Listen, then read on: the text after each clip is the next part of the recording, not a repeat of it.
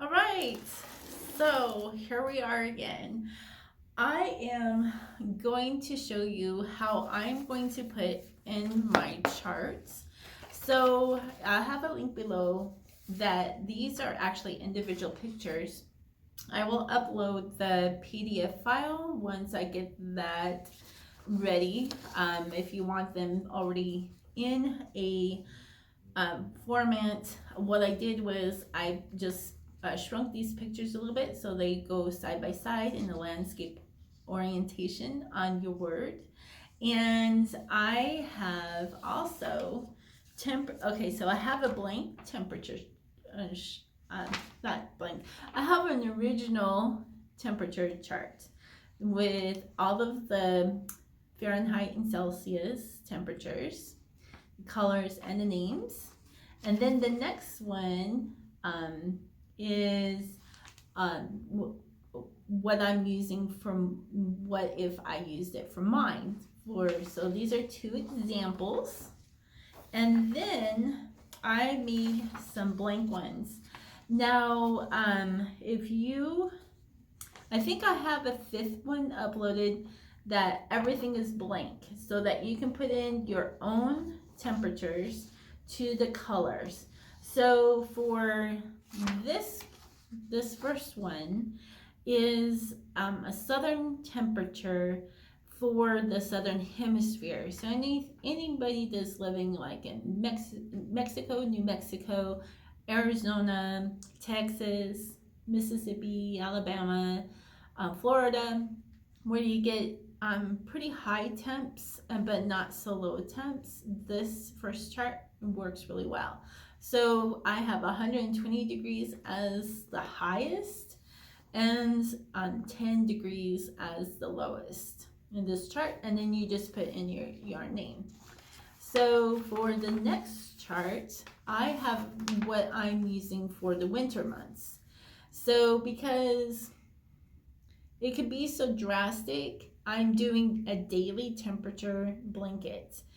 And this is going to help me with memory because this is I'm using the shell stitch.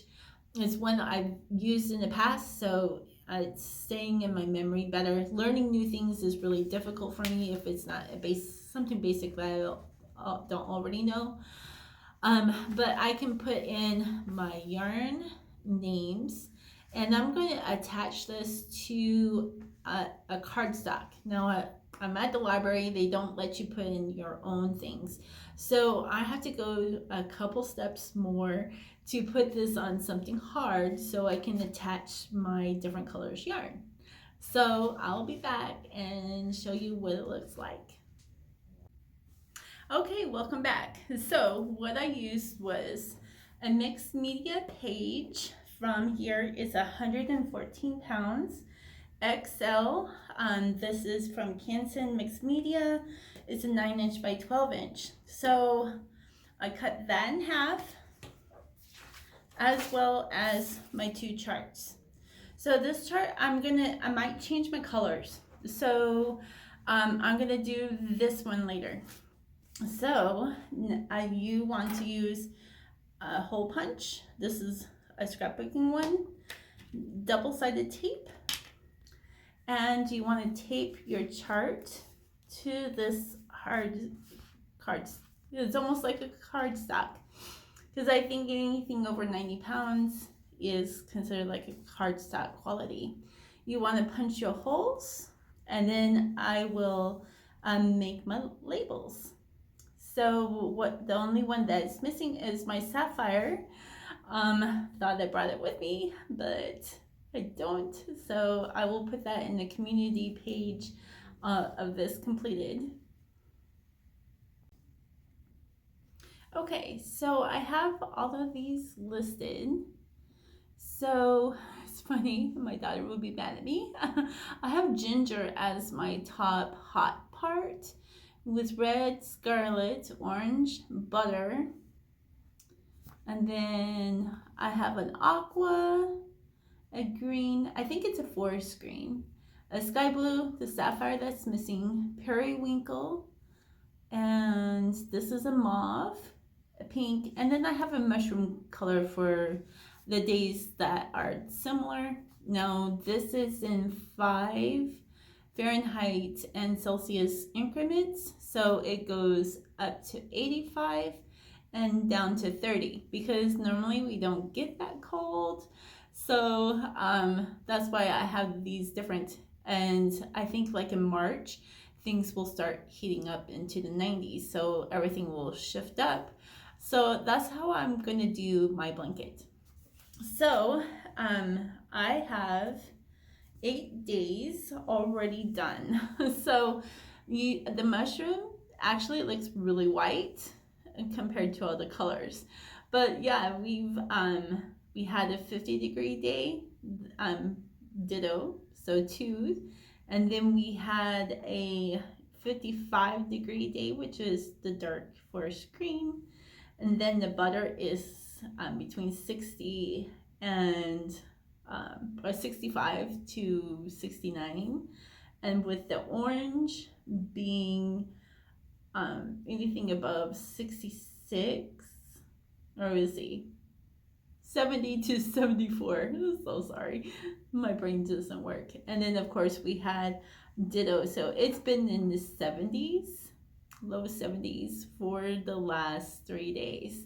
So that's how I'm doing this one. Now then this is daily, and there is a really good I'll put the website right here. I think it's called weatherspark.com. It's an interactive weather for actually it's the past cast of your temperatures. So for southern Tucson, it has the average, and then if you click on the graph, it will take you into all of the, like, every 2 hours. So I am taking the times from 3 o'clock in the afternoon, because that's usually is the hottest time for us. And I'm also considering of doing a knitting one with the second color, like different stitches, the second color being the lows, because we don't get very much lows, so the likelihood of using these other colors in this for us is not very likely. So for the highs that normally other regions will get. So I thought of doing a high-low temperature blanket by the month, because by the time this is done, now this is it's 119 stitches, and it measures 45 inches. I'm using an I, not sure what the millimeter is. I will interject that in here too. So this is 45. I was thinking of having an extra long baby blanket, because it will get up to 66 inches. Each of these rows kind of measures out to be 1.25 inches at the widest part. So this is the shell stitch, and because I'm using a bigger needle, you can see the stitches, but it's kind of like really poofy, which is fine, because I'm not doing this for anyone. I'm not selling it. I'm just getting back into the groove of crocheting. So I thought of doing the knitting one for the lows and the highs. And I have a circular, I think it's an 8, I want to say it's an 8 millimeter. So I was thinking of adding those, but doing different colors. So what am I going to do with this one? I don't know if I'm going to change the colors for this one. This one is when the summers get up to 120 degrees. And of course, this still goes into the lows. It's 10 increments. So I may do the year average for the year average, and do a like a 24 row sampler blanket. Or I could do one, I'm already got the average for last week as the full week of January in my calendar. So it kind of depends on how you want to do your temperature blanket. Kristen Crochets has a really great one in using variegated yarn for the vibes that she gets from looking at the colors, and that is really cool. And I'll link that her YouTube channel down below as well, because that is really cool, and I may even do that. I want to kind of stick to a smaller blanket, because I don't know if I can stick through making really long ones. Anything that will keep me going into short-term memories. Like I'm doing this myself. No doctors are working with me to help me. My memory centers are normal. However, there's still something that is attacking everything, that's making everything really wild and crazy. But anyways, so for my first ever crocheted blanket is going really well. So I should have 12 samplers of these 12 blankets and changing these. So if you want to get how I change these throughout I think it will be quarters. So I'll have to see what temperatures are average for the next 3 months and kind of make those temperature changes. So yeah, I kind of liking the 5, because you can really see how things really change. I also heard of people doing a mood blanket, and that is really cool too. So a mental health blanket. But yeah, for the most part, I stay pretty mellow. But I don't know if I would want to do when I'm not doing so well. I'd rather just do the temperature and the region, and possibly just donate the blankets and just say, oh yeah, this was the temperatures for this month. I think that would be really cool for donations. But anyways, thank you for joining me. Make a comment below. Are you doing a temperature blanket?